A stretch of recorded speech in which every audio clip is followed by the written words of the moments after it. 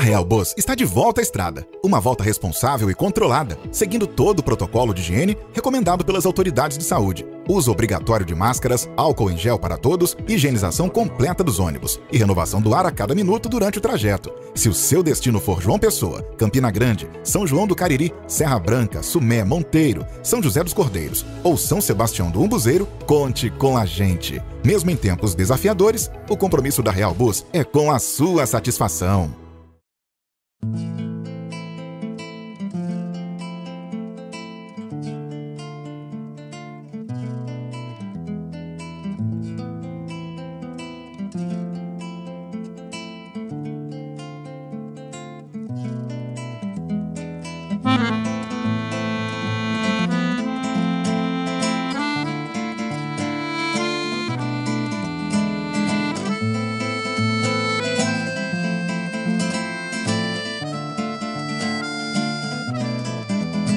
Pior do que não ser é sentir-se pronto, iludir-se acabado, sentir-se feito. Pior do que não ver é não se enxergar, ter dois olhos para os outros e uma cegueira para si.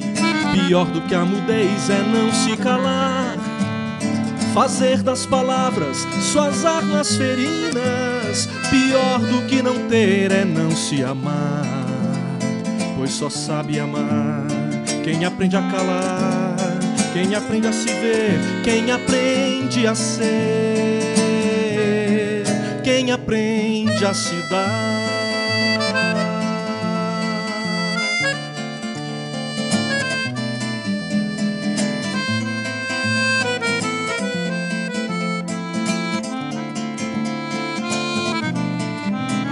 Pior do que não ser é sentir-se pronto, iludir-se acabado, sentir-se feito.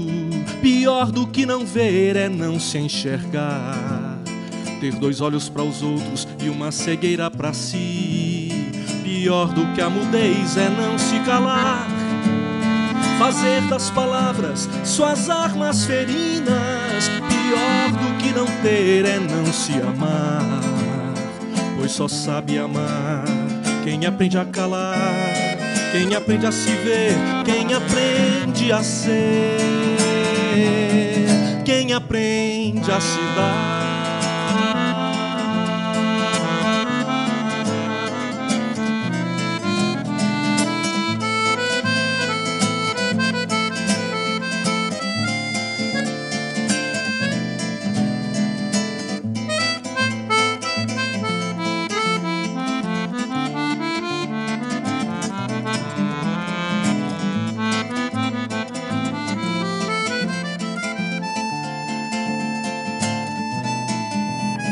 Pior do que a mudez é não se calar, fazer das palavras suas armas ferinas. Pior do que não ter é não se amar, pois só sabe amar quem aprende a calar, quem aprende a se ver, quem aprende a ser,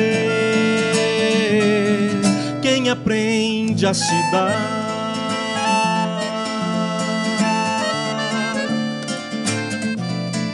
Quem aprende a calar,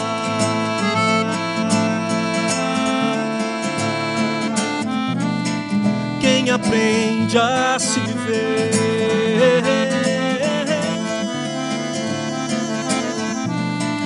quem aprende a ser.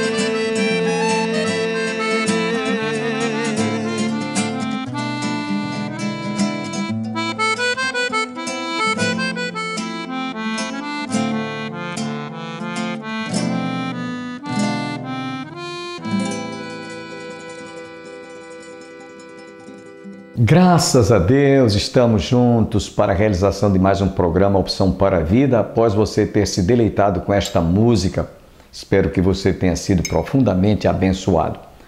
Estamos juntos nessa manhã de terça-feira, hoje 14 de setembro.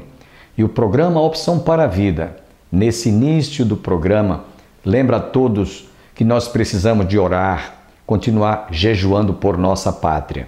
Sabemos que os dias são difíceis, os tempos são trabalhosos, a turbulência na área política, na área econômica, a inflação, na área da saúde, muita gente enferma e também muitas famílias enlutadas. E é por isso que nesse instante nós vamos levantar um clamor por nossa nação, para que Deus tenha misericórdia do nosso país.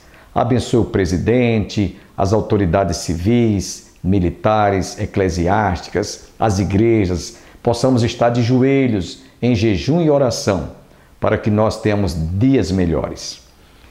Pai, queremos te agradecer por essa oportunidade, quando nós outra vez abrimos o nosso lar, as portas do nosso coração, os ouvidos da alma, para recebermos a tua palavra. Mas antes queremos te apresentar a nossa nação, o nosso país, as autoridades tanto civis quanto militares, o presidente da República, a igreja, para que possamos, ó Deus, superar todas essas crises, todos esses conflitos pelos quais, ó Deus, estamos vivendo nesses tempos difíceis.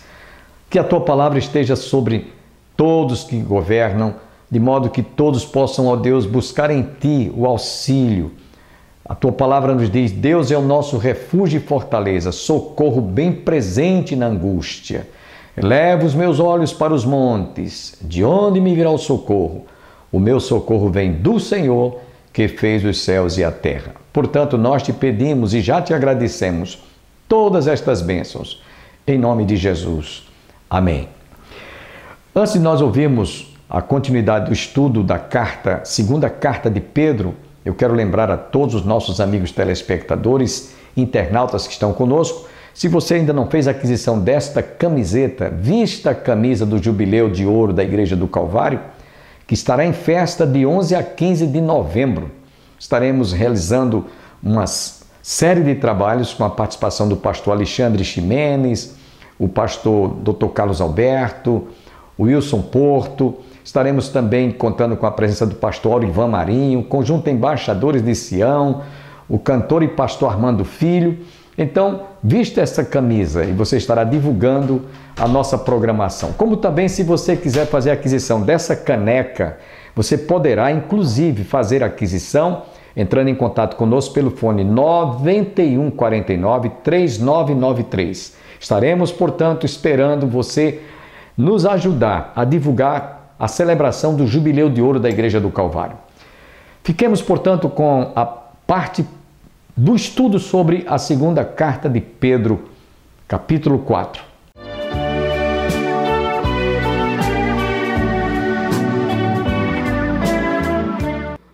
Chama a atenção dos irmãos para essa expressão: enquanto estou neste tabernáculo, meu propósito é despertar-vos com essas lembranças. Em outras palavras, está dizendo: olha, não esqueçam, lembrem-se sempre daquilo que eu ensinei a vocês. Não percam, não deixem de perder o foco. Tenham isso em mente ou em vossos corações. E ele está falando aí de algo que Paulo disse também, lá na segunda carta aos Coríntios, capítulo 5, versículos de 1 a 4. Inclusive, Paulo já havia dito isso também, e Pedro sabia que, diga-se de passagem, que quando ele escreveu essa segunda carta, restava-lhe pouco tempo com vida. Ele sabia disso, que os seus dias estavam contados. Um dos comentaristas de um desses estudos da segunda carta de Pedro disse que Pedro estava há poucos meses que ele ia ser sentenciado à morte, como a gente está vendo agora lá no Oriente Médio, né? Naquele país que foi tomado por aquele grupo terrorista, não posso nem dizer o nome. Muitos cristãos estão sendo fuzilados, muitos. Eu tenho um vídeo chocante demais. Nem todo mundo tem condições de ver uma cena daquela. Muitos cristãos, e eles vão lá e atiram na nuca e depois dá uma rajada de metralhadora sobre aquelas vidas. Então, aqueles cristãos, pastores, missionários, evangelistas que estão sendo hoje, agora, nesse exato momento, ainda hoje mesmo explodiu lá uma bomba lá, que militares, muita gente morreu. Essas pessoas sabem que os seus dias estão contados, poucas horas, poucos dias, poucas semanas ainda resta com vida, mas sabe que vai morrer, sabe que vão ser executados por causa do nome de Jesus. Era o caso de Pedro. E também de Paulo, na sua segunda carta, capítulo 5, versículos de 1 a 4, quando ele fala sobre esse tabernáculo, ele está se referindo ao corpo dele. O que Pedro disse nesse capítulo, nesse versículo 13, Paulo já dissera também. Paulo diz assim: sabemos que se a nossa casa terrestre, deste tabernáculo, corpo, carne e osso, deste tabernáculo se desfizer, temos da parte de Deus um edifício, casa não feita por mãos, eterna nos céus. E por isso neste tabernáculo gememos, aspirando por sermos revestidos da nossa habitação celestial.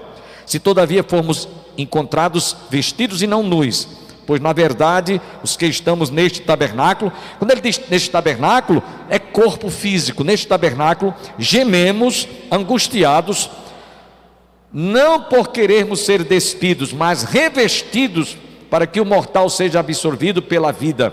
Ora, foi o próprio Deus quem nos preparou para isto, outorgando-nos o penhor do Espírito Santo. Então, o que Paulo diz aqui na segunda carta aos Coríntios 5, de 1 a 4, Pedro diz aqui nesse versículo 13, que nós lemos. Ele diz exatamente isso: também considero justo, enquanto estou neste tabernáculo, despertar-vos com estas lembranças. E no versículo 14, aí é que ele faz a conclusão de que realmente os dias estavam contados, os dias estavam se aproximando dele partir.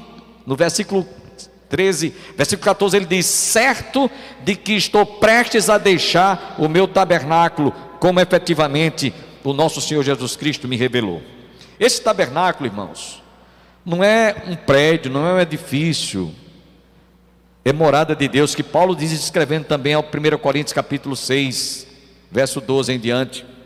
Nosso corpo é templo do Espírito Santo, nosso corpo é morada, é tabernáculo. Deus habita no nosso coração. E nesse versículo 13 ele está mostrando: não esqueçam e nem se deixem enganar pelos falsos ensinamentos dos falsos mestres. Ele passa a exortá-los. Ele passa a exortá-los. E no versículo 14 ele diz: prestes estou a morrer, noutras palavras. E aí, meus irmãos, ele está lembrando do que Jesus havia dito lá no Evangelho de João, capítulo 21, versos 18 a 19. Porque Pedro, apesar de ter negado Jesus por 3 vezes, mas depois que ele se converteu depois, não foi até ali antes, muito depois, ele então passou a lembrar-se das palavras de Jesus, do que Jesus havia dito, que lhe iria ocorrer ou acontecer, não só a ele, mas a todos quantos se tornaram seus apóstolos ou discípulos. E ele lembra o que Jesus falou lá no Evangelho de João, capítulo 21, versos 18 e 19. Capítulo 21, versos 18 e 19. Em verdade te digo, que quando eras mais moço, tu te cingias a ti mesmo e andavas por onde querias. Quando porém fores velho, estenderás as mãos, e outro te cingirá e te levará para onde não queres. Disse isto para significar com que gênero de morte Pedro havia de glorificar a Deus. Depois de assim falar, acrescentou-lhe: segue-me. Eu quero dizer para os irmãos que aqueles que são convidados a seguir a Jesus, lembre-se que Ele oferece uma cruz. E naqueles dias a cruz, ou quem morresse crucificado, era para mostrar publicamente que quem não seguisse, não obedecesse às ordens do Império Romano, o final deles era aquele. Como esse grupo terrorista faz hoje, lá no Oriente Médio. Semana passada postaram uma cena de uma mulher, porque ela estava com os pés descobertos. Ela estava com o rosto descoberto e os pés. Um desses terroristas então mandou ela se ajoelhar, fez um discurso. Isso está na mídia aí. Fez um discurso, depois fez um discurso um outro que estava ao seu lado dela atirou na nuca da mulher, e ela caiu morta. Observe, irmãos, por que eles fazem isso? Porque eles às vezes colocam as pessoas para serem enforcadas em praça pública, para dizer, olha, quem não obedecer, quem não se chegar, quem não se submeter àquilo que nós estamos impondo, no caso esse grupo terrorista lá, o final dele vai ser isso aqui. Então as pessoas são coagidas, as pessoas são obrigadas a negarem.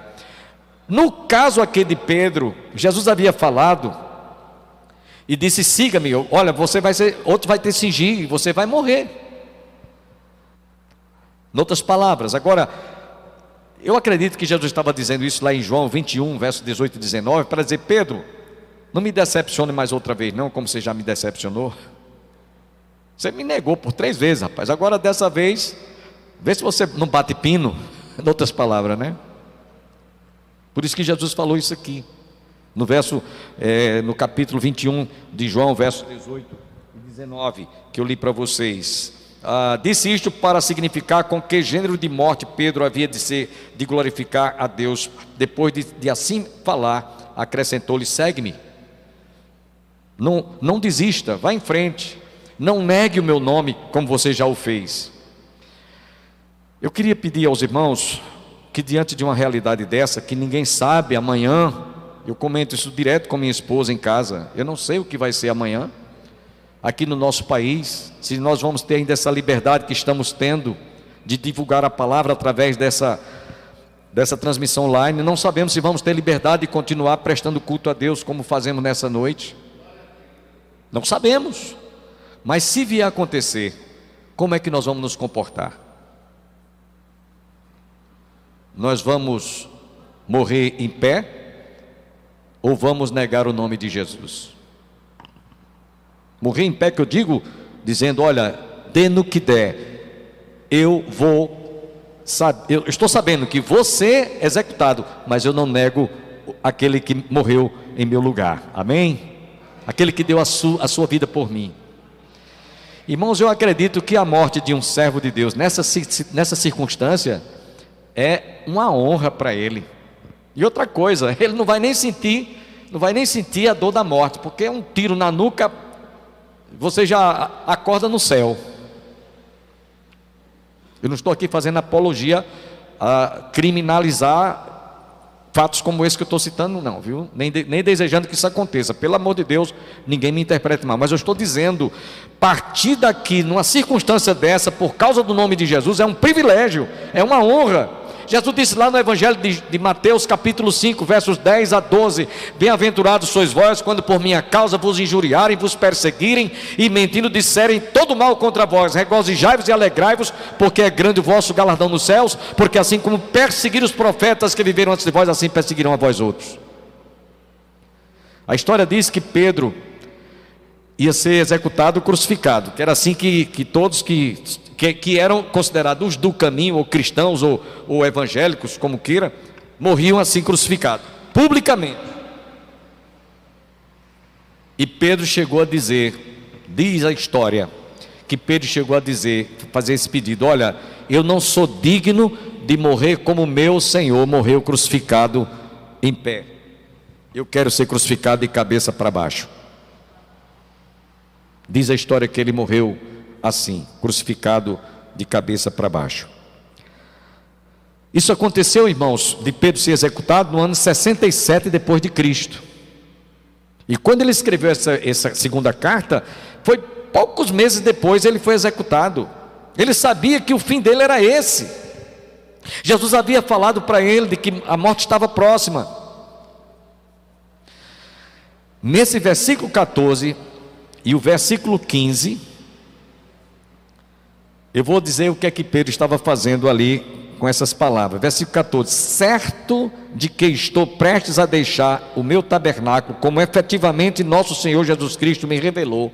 Ele já sabia que estava com o tempo contado, que estava chegando a hora. E no versículo 15 ele diz: mas de minha parte esforçar-me-ei diligentemente por fazer que a todo tempo, mesmo depois da minha partida, conserveis lembrança de tudo.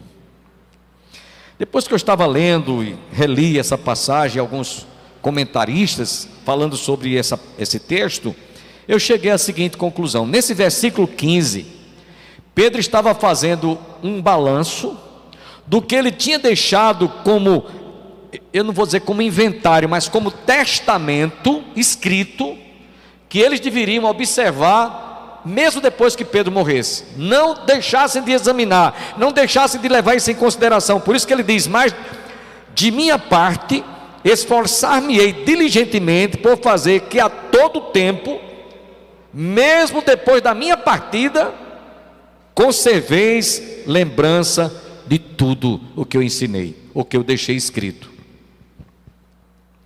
Eu vou usar aqui uma ilustração para a gente entender isso aqui. Quando alguém está em vida, e eu já fiz isso, né? Procura lá uma banca de advocacia, né? E procura registrar tudo que tem, ou o que vai deixar em causa morte, né? Para o viúvo, ou para a viúva, ou para os filhos. É o testamento. Eu fiz isso há pouco tempo. Fiz um testamento de tudo. Aqui é da esposa, aqui é para o filho, aqui é para A, aqui é para B, aqui é para C, aqui é para D. Pedro, em outras palavras, estava fazendo isso para com os filhos que ele havia gerado na fé.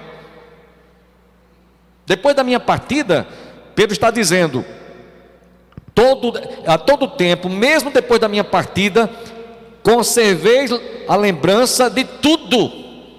Ou seja, os ensinamentos, as prédicas, as mensagens, os estudos, tudo que ele tinha deixado, todo o acervo que ele tinha deixado. Vocês, isso aí é o meu legado, eu vou deixar isso aí como herança. Não esqueçam, observem sempre isso. Por isso que ele diz: mas de minha parte esforçar-me-ei diligentemente por fazer que a todo tempo, mesmo depois da minha partida, conserveis lembrança de tudo. Já que ele sabia que estava se aproximando o tempo de sua partida. Conserveis a lembrança de tudo. A preocupação de Pedro aqui, irmãos, foi adverti-los quanto à necessidade que eles tinham de manterem essa lembrança viva. É como um pai que está assim prestes a morrer, reúne os filhos e diz: olha, cuide da sua mãe. Eu já vi cenas sobre esse aspecto, né? O pai em estado terminal, às vezes uma doença dessas que não tem cura, né? E reuniu os filhos e a esposa, né? Se despediu de cada um deles, dando as recomendações: olha, faça assim, assim, assim, assim. Era isso que Pedro estava fazendo, preocupado em adverti-los quanto à necessidade de manterem essa lembrança viva. Ou seja, ele advertiu quanto à apostasia vindoura, a qual, após a sua partida, perverteria alguns que ainda estavam em dúvida, e alguns estavam também na iminência de abraçar a fé no Evangelho do nosso Senhor e Salvador Jesus Cristo. Estavam prestes a se converter,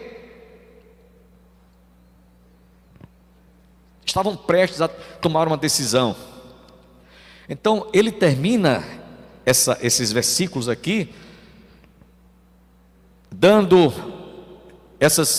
fazendo essas recomendações, dando essa palavra de exortação para eles, né? Admoestando, advertindo-os, para que eles não viessem a vacilar. Irmãos, esse estudo parece que foi escrito para os nossos dias. Amém? Pastor, mas a gente não está vivendo esses dias lá que Pedro viveu, não. Irmãos, preste atenção no que eu vou dizer.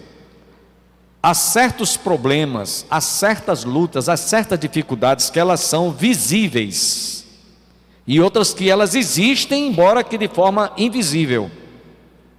Nós temos um adversário, nós temos um inimigo que nos espreita diuturnamente. Paulo diz: a nossa luta não é contra a carne nem contra o sangue, mas contra as potestades do mal nas regiões celestiais.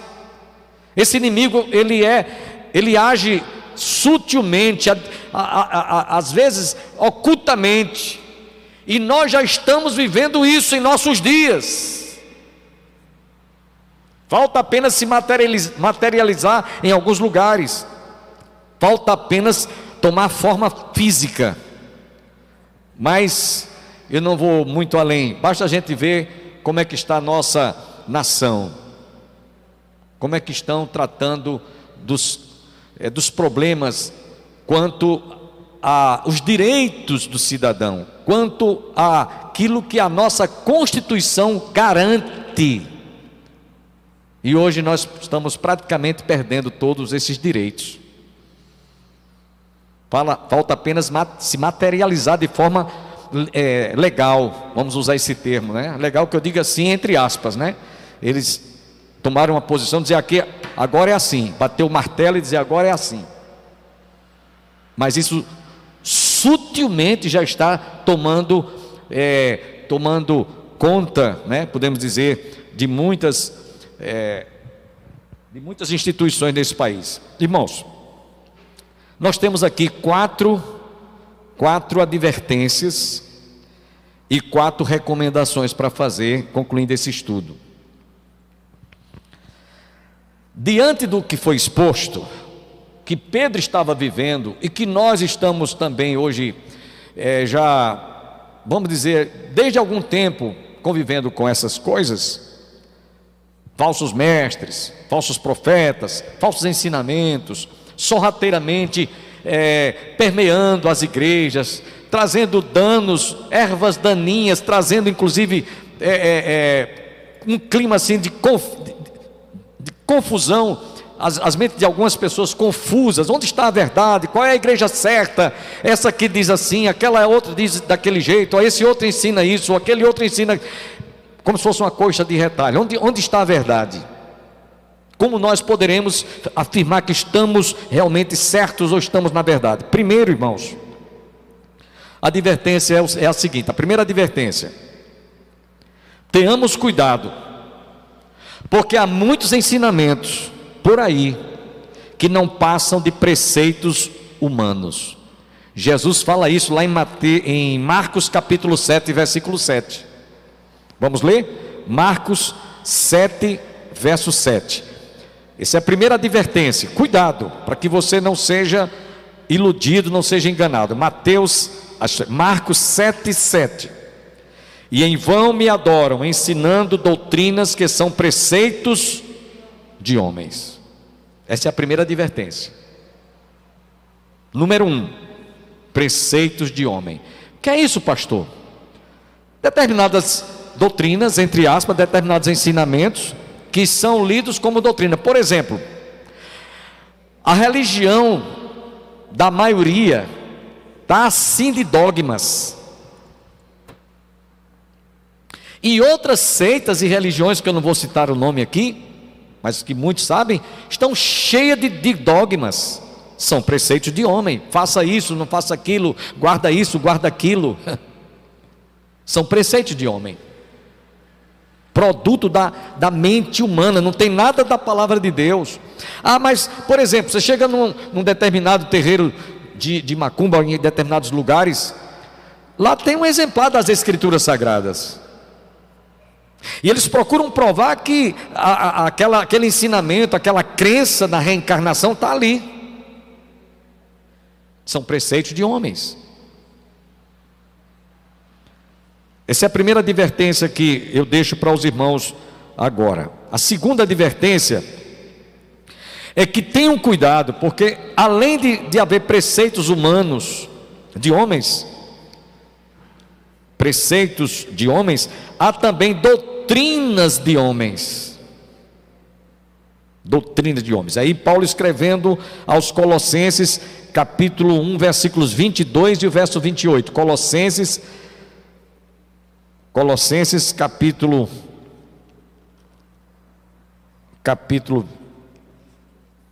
2, versículos 8 e 22. Essa é a segunda advertência. Capítulo 2, versos 22 e 28.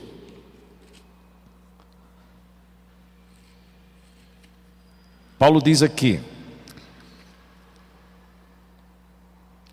segundo os preceitos e doutrinas dos homens, pois que todas estas coisas com o uso se destroem.